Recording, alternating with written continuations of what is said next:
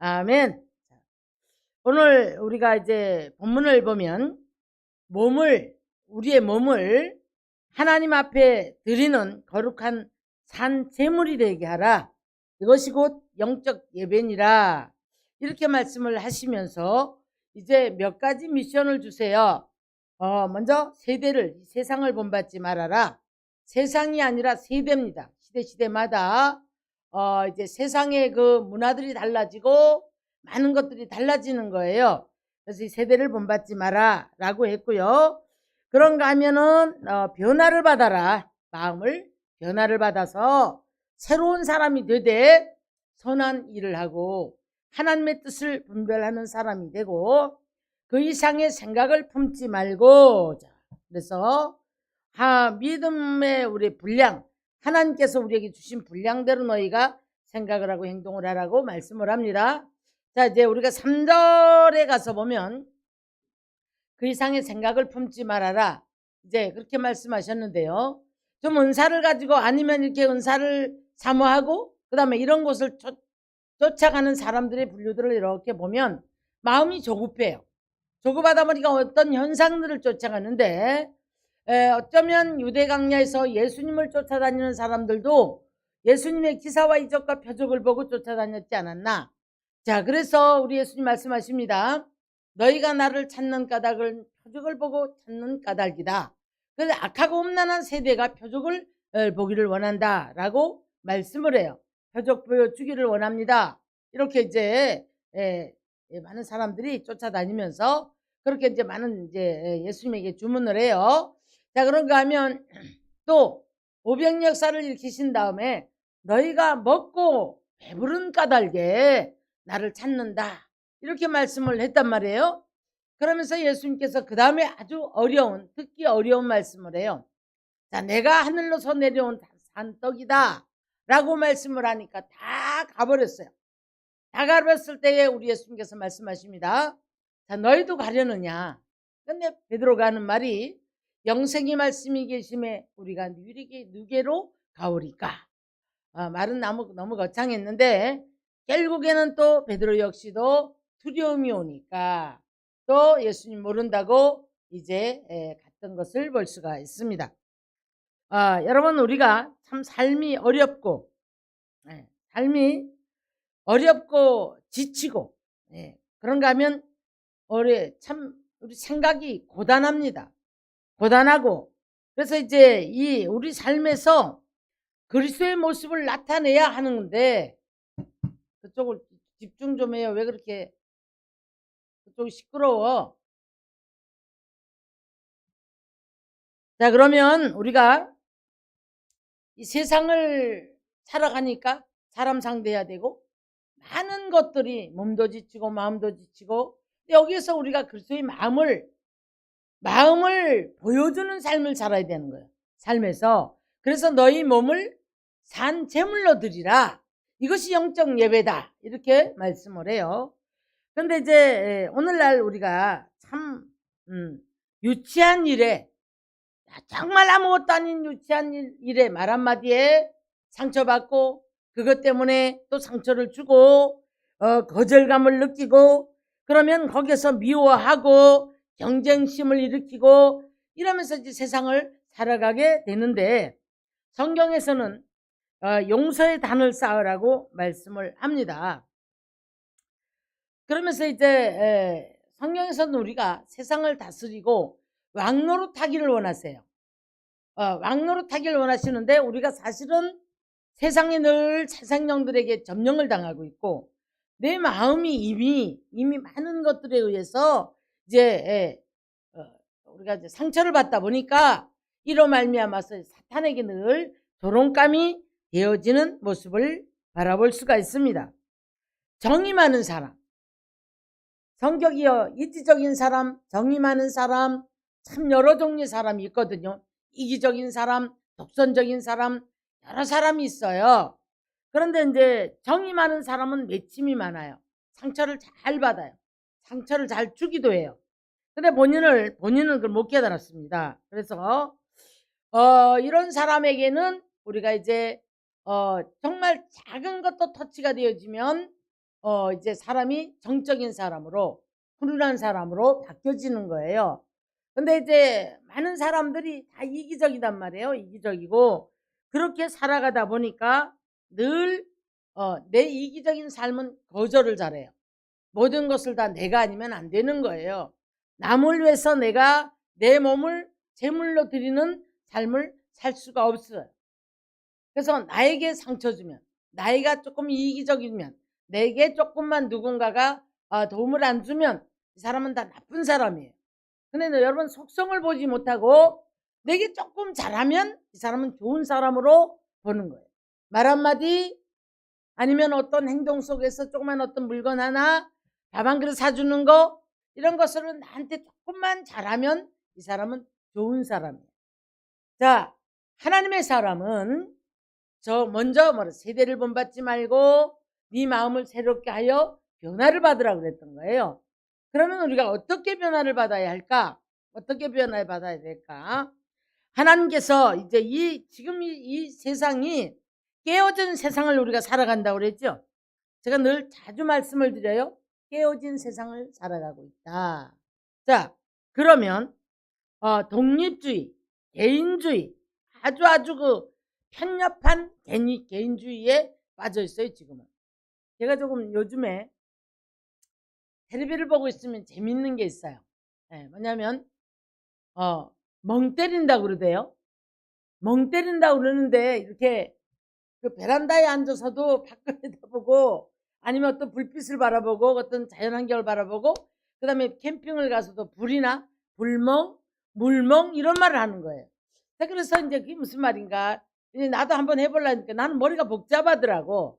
순간순간마다 주님의 어떤 주님이 내게 주시는 것, 그 다음에 내가 또 주님을 알아가야 하는 부분 속에서 근데 이제 물어봤어요. 나 혼자 산다라는 프로에서 이제 물어봤거든요. 머리가 노란 분인데 그래서 물어봤더니 무슨 생각 이때 무슨 기분이 들어요? 아무 기분도 안 들어요. 그 다음에 이게 무슨 생각을 해요? 그랬더니 아무 생각도 안 해요. 이렇게 얘기를 하는 거예요. 그래서 아마도 저는 그런 생각을 해봤어요. 아마도 이때에 자기 안에 고달프고 밉고 서럽고 답답했던 모든 들어와 있는 생각들을 멍 때리면서 그냥 잊어버리는 것인가?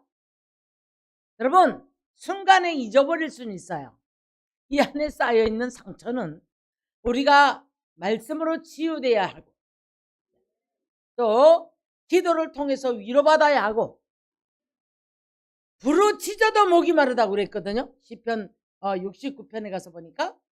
왜 그러냐면 자기 마음이 메말라 있는 사람은 어떤 것을 해도 메말라 있어요. 그래서 우리는 내 안에 먼저 하나님의 사랑으로 변화를 받아 체험이 되어져야 할 줄 믿습니다. 그러면 원수가 없어요. 그러면 모든 것들을 이제 어떻게 해요? 자, 그러니까 많은 사람들이 무절제한 소돔고모라와 같은 죄를 짓고 그래서 이제 이 죄를 토설해내지 못하는 사람들은 자꾸 내 안에서 뭐예요? 이 죄가 자꾸 나를 괴롭게 한단 말이에요. 네. 그래서 이제 정말 작은 것에도 우리는 정말 정직해야 되고요. 그 다음에 아무것도 아닌 일에도 우리가 그 상처를 거절감 이런 제가 아까 뭐랬냐면 유치한 일에 상처를 받는다.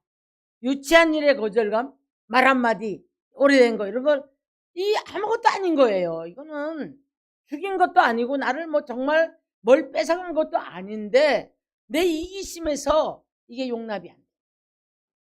사실은 내가 메말라 있는 겁니다. 그래서 우리가 이제 기도를 하고 났을 때에 내 심령 안에서 정말 날마다 샘솟는 기쁨이 올라와야 되고 자 그래서 그것을 통해서 내 안에서 변화가 와야만이 원수가 없는 거예요.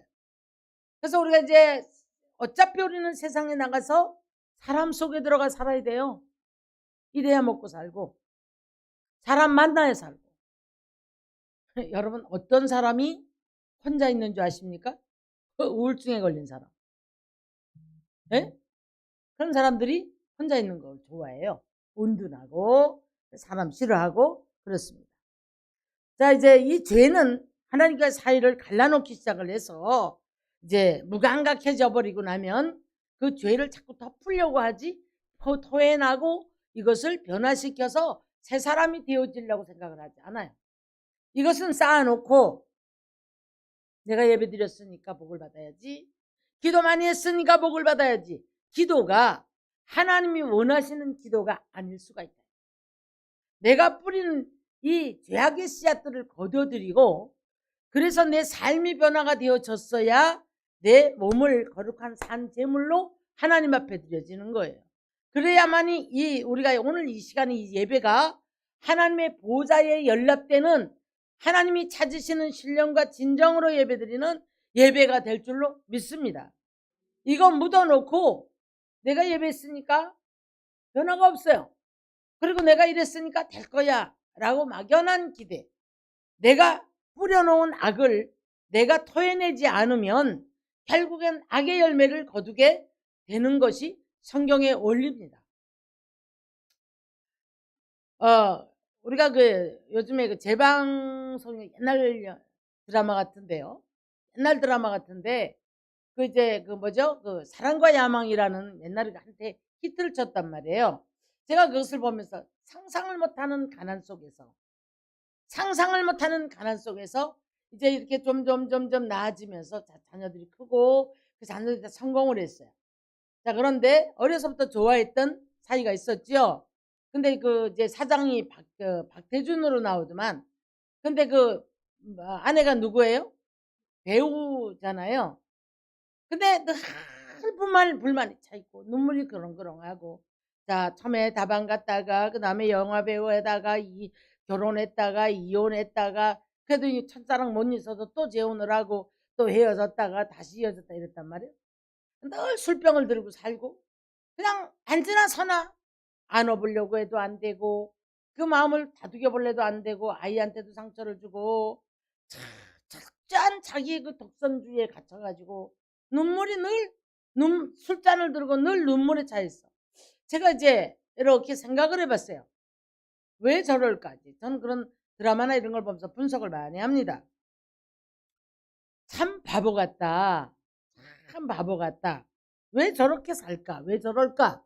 부족함이 없는데 왜 저럴까?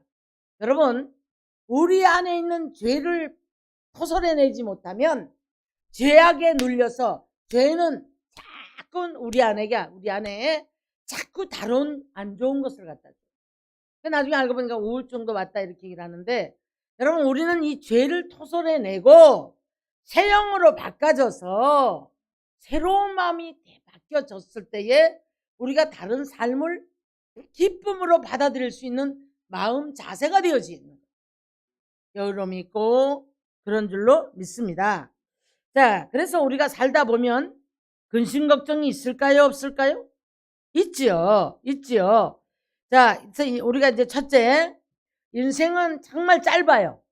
잠시 왔다 가는데 10편 144편 4절에 보니까 인생은 헛것이라고 그랬더라고요. 헛것, 그림자와 같다, 날아가는 것이다. 자, 욕심을 내는 사람들에게는 이렇게 말합니다. 전도서에서도, 그 다음에 디모데 전서에서도 말하는, 빈손으로 왔다, 빈손으로 가는 게 인생이다. 벌거벗고 왔다가 갈 때도 벌거벗고 간다. 이렇게 이제 말씀을 했어요. 자, 그런데 많은 사람들은 입을 것이 있고 먹을 것이 있음에도 족함보다는 더 많은 것들을 추구하기 때문에 거기에 감사는 잃어버리고 자꾸 우리가 속상한 거예요. 자꾸 속상해서 더 많은 것을 추구하고 막 그래요. 그러다 보니까 내일 일을 알지 못하거든요. 내일 일을 자랑하지 말라 그랬단 말이에요. 근데 많은 사람들이 어디에 붙잡혀 있냐면 욕심에 붙잡혀 있다 보니까 더 많은 것들을 소유하기 위해서, 그래서 늘 기쁨을 상실하고 감사를 잃어버리고, 그 다음에 이제 나보다 잘 사는 사람과의 비교를 하게 되고, 아니면 누군가와 이렇게 사람을 만났을 때에 자꾸 비교를 하게 되는 것을 볼 수가 있습니다. 10편 19편 13절 가서 보면 다윗은 이렇게 말해요. 고의로 죄를 짓지 말게 하며 그 죄가 나를 주장하지 못하게 해라. 참 대단한 말이죠. 죄가 나를 주장하지 못하도록 해라. 이렇게 얘기를 합니다. 그래서 이제 이제 성경에서는 우리들에게 전염병처럼 우리들에게 시대마다 전염병처럼 스치고 지나가는 일들이 있어요. 어떤 때는 부동산이, 어떤 때는 증권이, 어떤 때는 그냥 잘 먹고 잘 살자는 웰빙 시대. 옛날에 생각을 하니까 억울한 거예요. 그러니까 그냥 하루 그냥 즐겁게 살려고 하는 그 주의가 일 열심히 하고 잠깐 쉬는 거는 괜찮아. 그 쉼은 누리는 것은 우리가 좀 건강한 삶으로 가기 위해서 마음도 쉬고 육체도 쉰다고 하는데, 여기에 사람들이 물이 젖어 있단 말이야. 물이. 그러다 보니까 거기에서 조금 그것이 안 되는 사람들은 상처를 받고 거기에서 이제 또 다른 것들을 추구하기 위해서 범죄를 하는 거예요. 이제 시대야. 그래서 아까 이 세대를 본받지 말고, 유행도 그렇잖아요. 유행도. 우리가 옷 입는 유행이라든가 모든 삶의 유행도 그래. 음악도 그렇더라고요. 음악도 지금은 광나는 시대라고 제가 그랬잖아요. 음악이 시끄러워야 유행을 해요. 시끄러워서 막 뭐 이래야만 그런가 하면 그 시대마다 그 시대를 노래한 그런 것들이 유행을 하는데, 그 노래 부르면서 울기도 하고 웃기도 했던 그런 시대가 있었는가 하면, 지금 막 뛰고 그러면 기분이 풀리는 거예요. 스트레스가 풀리고 그런 것을 추구하는 것을 볼 수가 있습니다. 그래서 가늠하는 여자들이여, 너희가 세상을 사랑하는 것이 하나님과 원수가 되는 것을 알지 못하느냐. 이렇게 야고보서 4장 4절에서 말씀합니다. 세상을 사랑하는 것은 하나님과 원수가 된다. 원수가. 그런데 하나님이 이것을 갖다 뭐라 했냐면 간음하는 신부로 분류를 해버렸어요. 우리가 세상 속에 살지만 세상을 단절하는 게 아니고, 세상 것들을 본받는 게 아니고, 세상을 우리가 다스릴 줄 아는 믿음의 사람이 되어야 할 줄 믿습니다. 아멘. 그래서 다음 주에는 5대 권세를 한번 생각해 볼 건데, 하나님이 우리들에게 준 5대 권세를 다 상실하고 살아요. 우리들은 하나님이 부여시켜 주신 권세를 가지고 누림이 있어야 된단 말이에요. 근데 어느 날 보니까 우리는 물질의 종이 노예가 되어 있고, 명예의 권세의 노예가 되어 있고, 누군가에게 인정받으려고 하고, 하나님이 어디로 가셨는지 몰라요. 유치한 거절감에 그냥 상처를 받아서 용서가 안 되고 죽을 지경이고, 자기 자신을 들들들들 볶아대고 이러니까 우리가 여러분 자유를 못 느끼는 거예요. 자유를. 하나님의 나라는 말에 있지 않고 능력이 있다고 고린도전서 4장 20절에서 말씀합니다. 베드로전서 4장 7절을 보니까요, 만물이 마지막이 가까웠으니 정신을 차리고 근신하여 기도하라. 무엇보다도 뜨겁게 사랑하라. 사랑은 허다한 죄를 덮느니라. 자, 마지막이 가까우면 왜 이런 부탁을 했을까요? 왜? 강팍해지. 마지막이 가까워지면 가까워질수록 사람들이 이 어려운 세대를 이길 능력이 부족하기 때문에, 그래서 이제 자꾸 사람들이 이기주의로 가는 거예요. 그래서 뜨겁게 사랑하라, 기도하라, 근신하는 마음으로. 이제 마지막 때가 되면 우리 주님 말씀하십니다. 자, 믿는 자를 보겠느냐 그랬어요. 믿는 자를 보겠느냐. 왜 이런 말씀을 했을까요? 우리가 디모데후서 4장 12절을 보면 참으면 왕노릇하리로다. 야고보 선지도 말합니다. 야고보서 1장 2절에 믿음의 시련이 인대를 만들어내기 때문에 너희는 인대를 해라. 이 인대 속에서 믿음이 성장을 하는 과정을 만들어내는 것이 믿음의 사람. 할렐루야. 아멘. 자, 그래서 베드로후서 2장 9절 가서 보니까 주께서 경건한 자는 시험에서 건지시고 불의한 자는 형벌 아래 두어 심판날까지 이제 지키시며. 왜 심판날까지 이렇게 지키고 두고 보실까요? 왜? 왜? 회개하라고. 깨닫고 회개하고 고치라. 기회 주는 겁니다. 자, 그래서 시편 119편 116절 가서 보면 다윗은 이런 말해요. 말씀대로 나를 붙들어서 살게 하소서.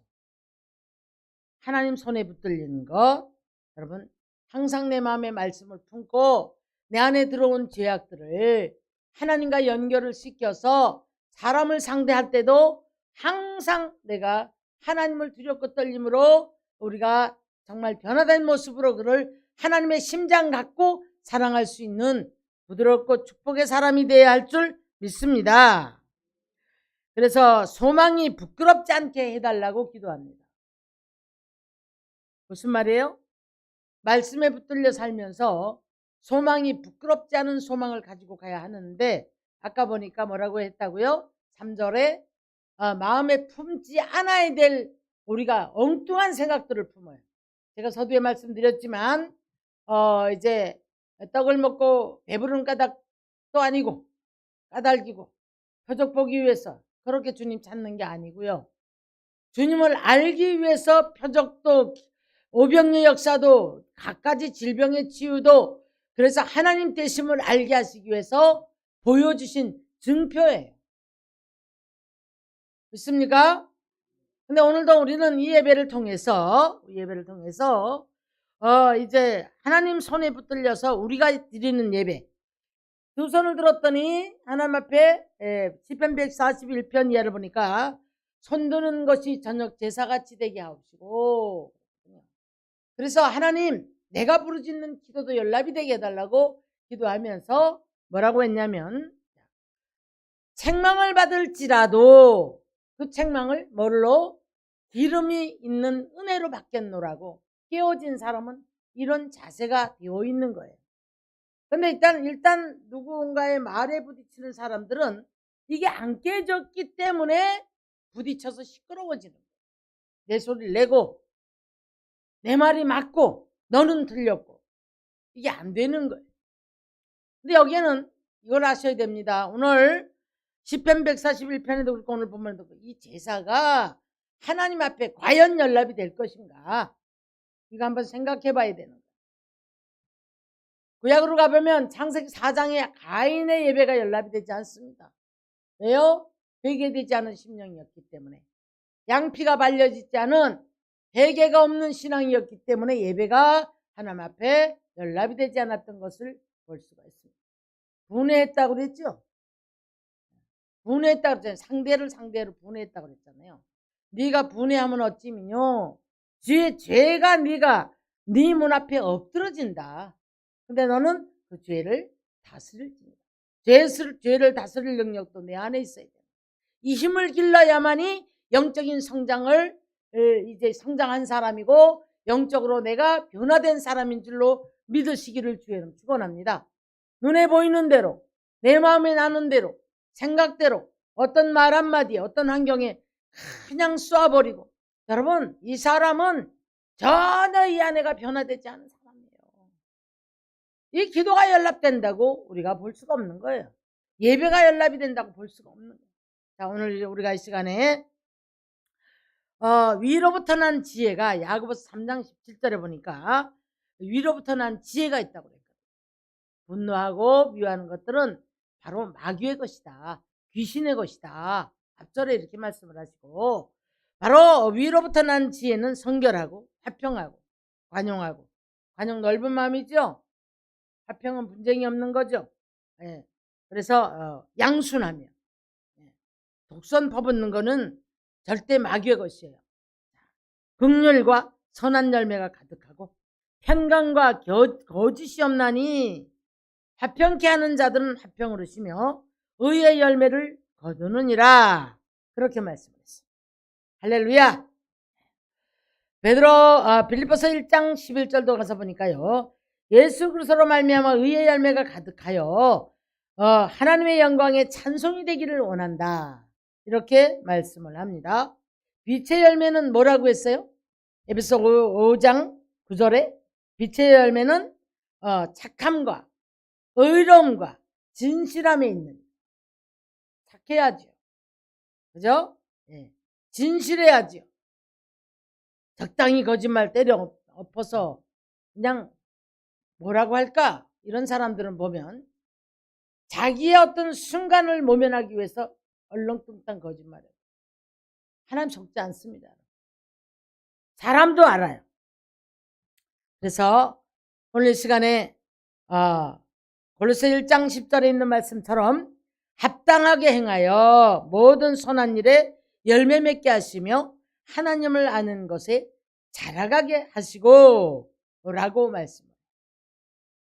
아무리 은사를 가지고 있다 할지라도 아직도 이 독선이 고쳐지지 않고 우리가 하나님의 음성을 들어도 우리가 이 제사가 하나님 앞에 연락되는 우리 몸으로 드리는 내가 몸이 거룩한 제물이 되어지는 하나님이 받으실 만한 영적 예배가 되어야 할 줄 믿습니다. 할렐루야! 아멘! 예수님도 자기 몸을 하나님과 원수되었던 우리들을 대신해서 화목제물이 되셨어요. 화목제물이 되셨어요. 할렐루야! 그래서 우리 보고 우리 예수 믿는 것은 세상 사람과 달라요, 여러분. 따라오라는 거예요. 나를 닮아가라. 그래서 이제 뭐라고 말씀하십니까? 마태복음 16장 가서 보니까 자기를 부인하고 자기 십자가를 지고 나를 따라오라. 이렇게 말씀을 하셨습니다. 자, 제가 이제 TV를 보다가 굉장히 좀 은혜를 받은 대목이 있어서 제가 이제 이렇게 적어봤어요. 내 삶도 돌아보는 시간을 가졌고요. 사람은 근심 걱정이 없는 사람이 없어요. 참 묘하게도 우리가 어려운 큰 환난을 지났음에도 불구하고 아주 잔잔한 지금 큰 문제가 없어요. 아프지도 않고 그렇다고 해서 뭐 크게 막 그냥 밥을 굶는 것도 아니고 큰 뭐 지금 날마다 돈 꾸러가는 것도 아니고 그래요. 그런데도 우리는 찰랑찰랑 뭘 하죠? 근심 걱정이 있어요.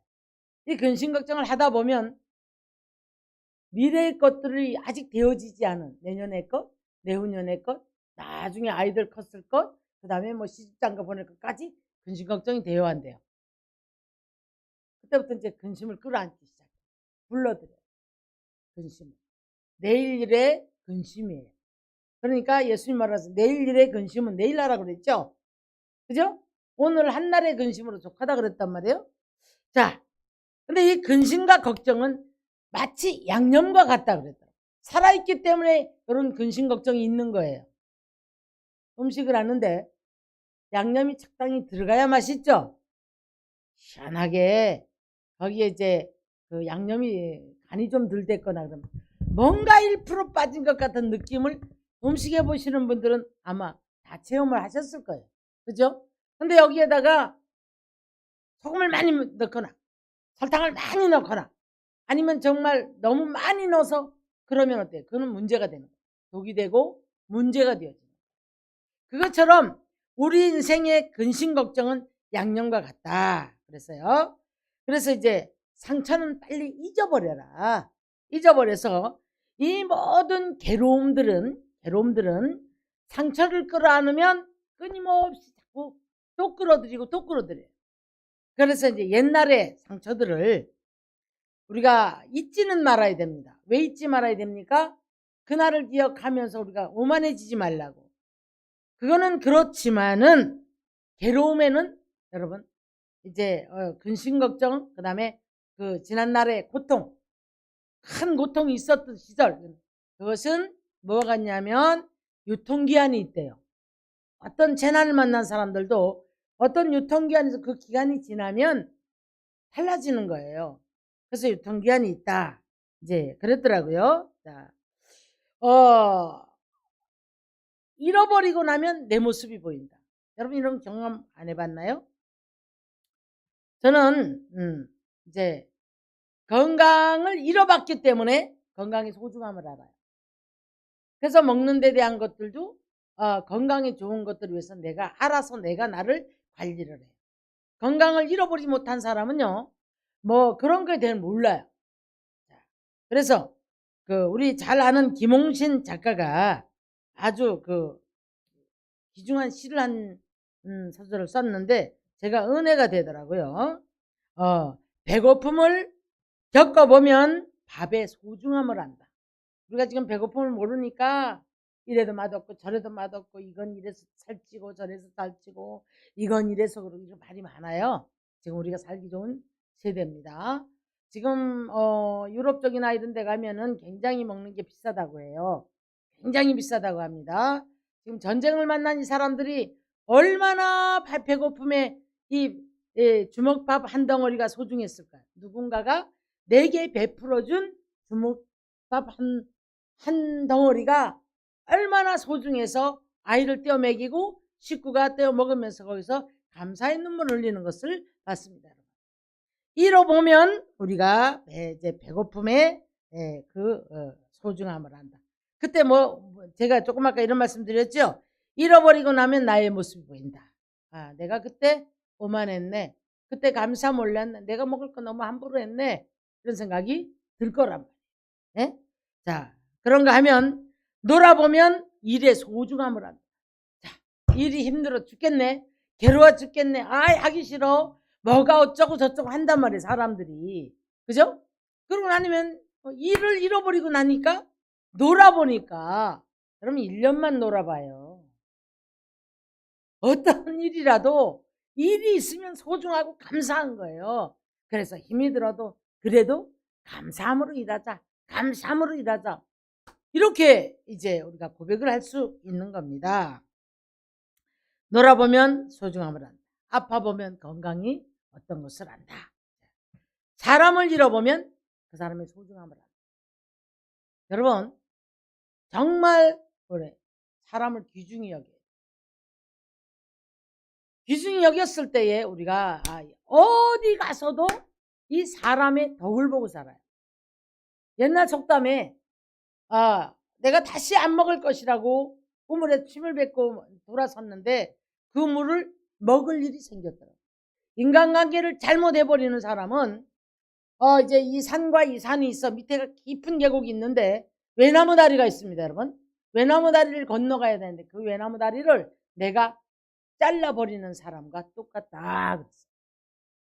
외나무 다리를 잘라버리면 내 인생은 돌아서 저쪽 건너를 가려면 얼마나 돌아야 되는지 몰라요. 피해주는 인생, 우리가 정말 만나서는 안 돼야 되는 인생도 있어요.